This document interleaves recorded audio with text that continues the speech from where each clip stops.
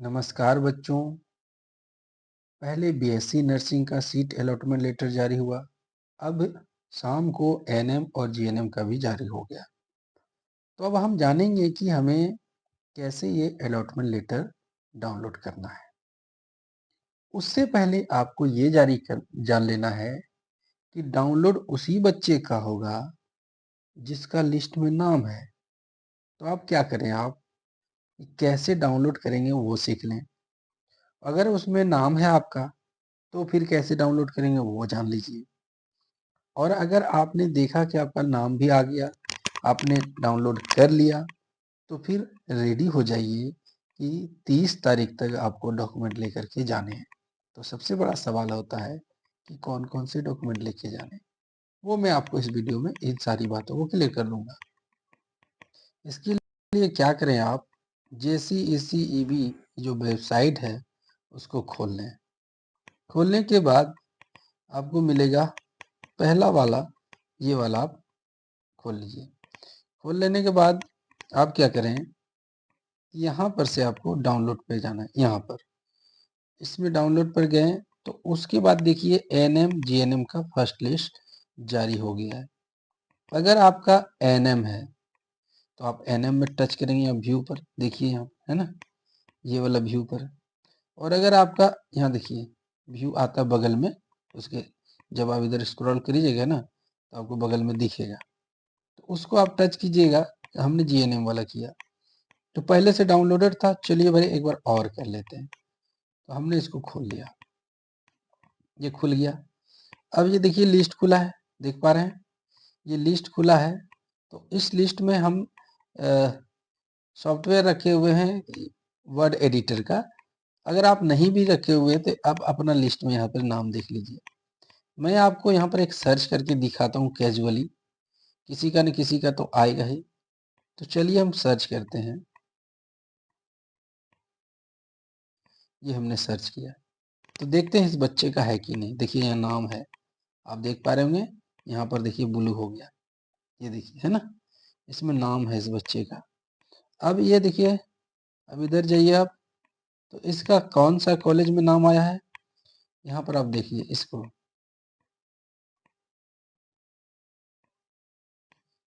यहाँ पर देख पा रहे हैं। और किसके लिए, जीएनएम के लिए और एससी कैटेगरी में आता है। तो ये आपको क्लियर सी बात है, ये प्राइवेट है, ये प्राइवेट स्कूल है। आप प्राइवेट में नाम लिखाइए चाहे सरकारी में लिखाइए, आपको काउंसलिंग के थ्रू ही जाना पड़ेगा। अब जब आपने देख लिया कि इसका नाम है, तब ये अपना लेटर कैसे जारी करेगी वो आपको बताता हूँ। सॉरी, मैंने जारी कह दिया, लेटर कैसे डाउनलोड करेगी वो बताता हूँ। तो इसके लिए हम होम पेज पर आ जाएंगे। यहाँ होम पेज देख पा रहे हैं, होम लिखा हुआ है। और फिर हम जाएंगे यहाँ click here for all counselling, ये वाला। इसको खोलने के बाद यहाँ पर आप देखेंगे इस साइड कोना में दिखा रहा हूँ, यहाँ पर नीचे एनएम जीएनएम एडमिशन 2024, उसमें क्लिक कीजिए। उसमें क्लिक करने के बाद आपको क्या करना होगा, यहाँ लॉगिन करना होगा। ये देखिए लॉगिन, इसमें आईडी पासवर्ड डालिए, कैप्चा डालिए और लॉगिन कीजिए। तो चलिए लॉगिन। अब देख लीजिए लॉगिन करने के बाद कुछ ऐसा इंटरफेस खुल करके आएगा। फिर आप देखिए ऊपर नीचे कीजिए, कहीं कुछ नहीं मिलेगा तो आप यहाँ देखिए, यहाँ पर देखिए डैशबोर्ड है, अलॉटमेंट है, एडमिशन मेनू है, ऑप्शन फॉर्म मेनू है, मिसलेनियस है। तो हम अलॉटमेंट पर क्लिक करते हैं। तो अब क्या करेंगे, चेक अलॉटमेंट स्टेटस, ये किया आपने तो यहाँ देखिए फर्स्ट राउंड हो गया, आपका डिटेल देखिए खुल गया, यहाँ पर सब चीज़ आ गया। और कौन सा कॉलेज इसे मिला है, तो यहाँ मिला है mother Teresa NMT Simdega Bano, ये मिला हुआ है ना, आप देख रहे हैं। अब एडमिशन का शेड्यूल दिया हुआ है कि 26 तारीख से लेकर के आपको 30 तारीख तक, 26 तारीख 10 बजे सुबह से 30 तारीख 6 बजे शाम तक एडमिशन ले लेना है, और नहीं तो फिर दिक्कत है। अब यहाँ से आप डाउनलोड कर सकते हैं। अब डाउनलोड करने के बाद, डाउनलोड जब कर लिए तो सेव एज पीडीएफ कर लीजिए, सेव एज पीडीएफ कर लीजिए। तो यहाँ पर आप सेव कर लीजिएगा अलॉटमेंट लेटर, ठीक है। तो जितनी भी बारीकियां हैं हमने आपको बता दी। अब आप वापस आ जाइए, और वापस आने के बाद हम क्या करेंगे, इसको कट करेंगे, ठीक है, या फिर बैक जाइए। जब आप बैक गए तो और भी कुछ चेक करने का मन होगा तो आप चेक कर लीजिए। अब एक बार और चेक कर लेते हैं कि कुछ और आया है क्या। अब एडमिशन मेनू कर लेते हैं, तो इस वाले को भी देख ले भाई कि इसमें क्या दिया है। तो इसमें सिर्फ दिया है स्टेटस, ठीक है। स्टेटस में ये आपको बता रहा है कि अभी देखने की बात क्या है, अभी देखने की बात है नहीं, देखिए प्राइवेट, ये प्राइवेट बता रहा है कि आपको प्राइवेट कॉलेज मिला है। किस कोर्स के लिए मिला है, तो जीएनएम के लिए मिला है। और यहाँ पर अलॉटमेंट लेटर हमने डाउनलोड कर लिया, तो देखिए क्या लिख दिया, अलॉटमेंट लेटर डाउनलोडेड लिखा गया है कि नहीं। चॉइस कोड हमारा ये है, तो सब चीज तो आपको आ गया कि नहीं आ गया, तो सब आ गया। फिर आपने समरी देख लिया, और कुछ देखना है तो देख लीजिए भाई। स्टेटस मैंने आपको चेक करके बता दिया है कि नहीं। यहाँ पर देखते हैं, एक बार और क्लिक करके कुछ खुल जाए, तो नहीं खुला, क्यों, क्योंकि ऑलरेडी नीचे खुला हुआ है। बात समझ में आ गई। बस इतनी ही जानकारी थी, हमने इसके बारे में पूछ लिया था कि हम आपको दिखा सकते हैं क्या, कहा हाँ दिखा सकते हैं, कोई दिक्कत नहीं, तो हमने इसको दिखा दिया, ठीक है। नहीं तो हम किसी की जानकारी नहीं देते हैं। अब आपको और भी कुछ जानना है, जैसे कि ऑप्शन, फिर फॉर्म मेनू, तो यहाँ पर देखिए प्रिंट ऑप्शन, जो आपने फॉर्म भरा था वो प्रिंट कर सकते हैं।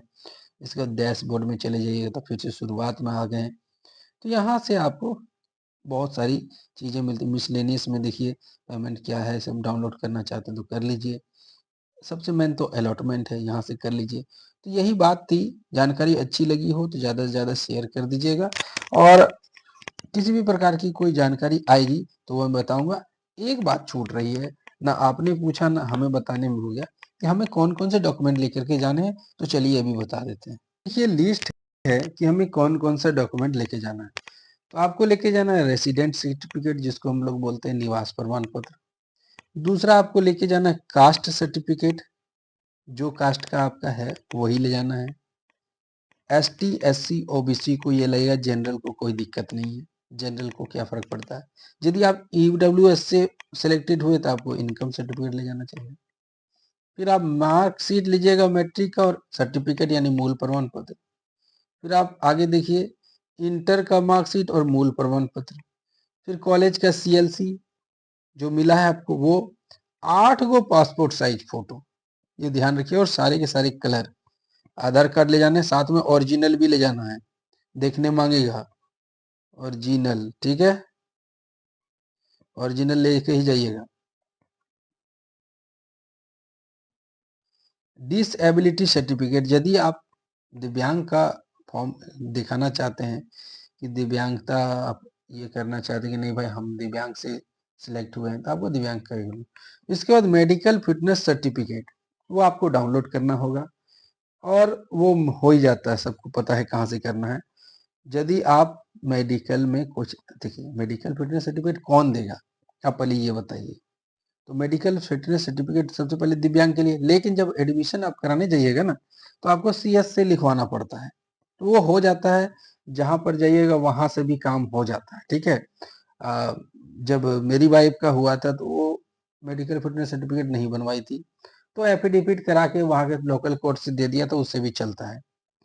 इसके बाद 11 नंबर में सीट अलॉटमेंट लेटर, ये देखिए ये बहुत जरूरी है। सीट अलॉटमेंट लेटर क्या है, तो अभी हमने आपको डाउनलोड करने सिखाया, ये बातें हैं। इसके अलावा आप क्या ले जा सकते हैं, आप क्या ले जा सकते हैं, देखिए एडमिट कार्ड, जो फॉर्म भरे थे उसका एडमिट कार्ड, जो फॉर्म भरे थे उस फॉर्म का प्रिंट ले जाइए, फॉर्म का प्रिंट। न जाने क्या मांग देगा, आप अपनी तैयारी लेकर के जाइए। इसके बाद आप जब भी जाइएगा ना यहाँ पर, तो कभी कभी क्या होता है कि सेम डे से ही बुला लेता है, या फिर आपको 2-3 दिन के बाद कहेगा कि जाइए घर से कपड़ा लत्ता जो भी सामान लेके जाना चाहिए। हम तो आपसे ये कहेंगे एक सेट कपड़ा लेके जरूर जाइए। अगर आप बाहर जा रहे हैं तो एक सेट लेकर के जाइएगा, अपना आईडी जरूर लेकर के जाइएगा, क्योंकि हो सकता है कि आपको अलॉट कर दे, कहेगा कि अगले दिन आपको जाके ही करना है, तो फिर दिक्कत हो जाएगा। तो एक सेट कपड़ा जरूर रखिएगा, और अपने साथ किसी एक गार्जियन को ले जाइएगा, भाई हो, माता हो, पिता हो, वो आपकी किसी ऊंच नीच या कम बेसी का जो जरूरत होगा, आप तो अंदर में रहिएगा, वहाँ काउंसलिंग के अंदर में रहिएगा, तो फिर आपको दिक्कत होगा। तो यहाँ पर क्या करना है, आपको एक साथ में ले जाना है कि कभी कभी लंबी लाइनें होती है। ठीक है, चलिए मिलते हैं अगले वीडियो में, तब तक के लिए